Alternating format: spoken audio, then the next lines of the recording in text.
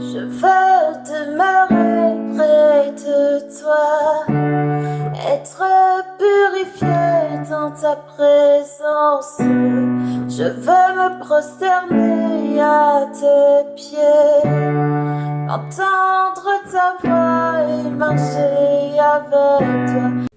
Hello, hello et bon retour sur ton émission préférée, Une histoire, une parole. Aujourd'hui, on va lire Marc 14 du verset 32 jusqu'au verset 41.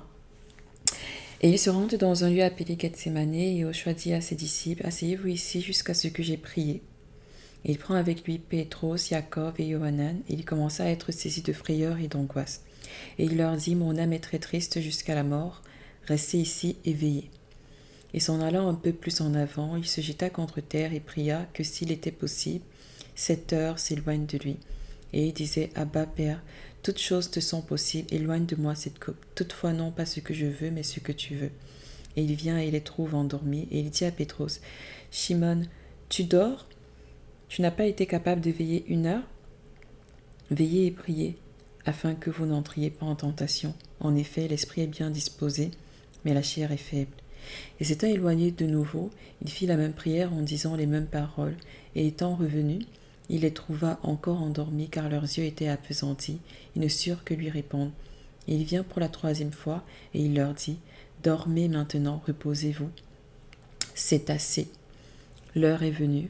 Voici le Fils humain s'en va être livré entre les mains des pécheurs. » Ce passage ici nous parle d'un Jésus qui était effrayé et angoissé. Un Jésus qui, dans sa frayeur, dans sa peur, dans son anxiété, son angoisse, il a décidé que c'était le moment de prier. Il a discerné que c'était le moment de prier, mais également il a pris des compagnons avec qui il allait le faire. Mais même avec ces compagnons-là, il s'est quand même avancé pour aller faire une prière de manière personnelle. Et ce que j'ai trouvé intéressant à partager par rapport à ce passage-ci, c'est le nombre de fois que Jésus a prié. Et pas forcément le nombre de fois, mais la persévérance dans la prière qu'il a eue jusqu'à ce qu'il ait jugé que c'était assez. Parfois tu traverses des situations, parfois tu traverses des difficultés et tu pries 1 fois et tu te dis, je pensais que la prière allait m'aider à me sentir moins angoissé, moins triste, moins anxieux, moins stressé, moins tout ce qui est émotion négative, moins dépressif. Et tu te rends compte que ta dépression est toujours là, ton anxiété est toujours là, ton angoisse, ton stress est toujours là. Pourquoi c'est toujours là? Parce que tu n'as pas persévéré dans la prière. Parce que parfois, on ne persévère pas dans la prière. Et je me parle à moi aussi.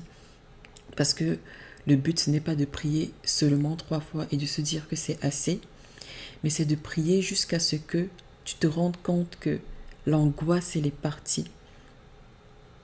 Ça veut dire que par moment, tu peux prier une première fois et l'angoisse, elle est toujours là. Tu pries une 2e fois, elle est toujours là. Tu pries encore une 3e fois, elle est toujours là. Mais il faut persévérer jusqu'à ce que cette angoisse, cette peur, ce stress, cette douleur émotionnelle disparaisse finalement. Et ce n'est pas forcément quelque chose que tu dois faire seul. Dans ce cas-ci, les disciples n'étaient pas encore assez affermis quand Jésus allait les chercher et ils s'étaient endormis pendant qu'il priait. Mais même dans sa peine, Jésus étant Dieu, il ne s'est pas dit « je vais aller prier seul ». À combien plus forte raison, nous aussi, tu peux chercher un frère, une sœur, 2 frères, l'église entière pour prier pour tes difficultés. Donc aujourd'hui, je voulais vraiment nous encourager à persévérer dans la prière et à ne pas nous laisser guider par nos émotions quand il s'agit de prier et qu'on se rend compte que l'émotion est toujours là et on se dit « Oh mais ça n'a pas changé ». Persévère encore jusqu'à ce que tu puisses voir le changement.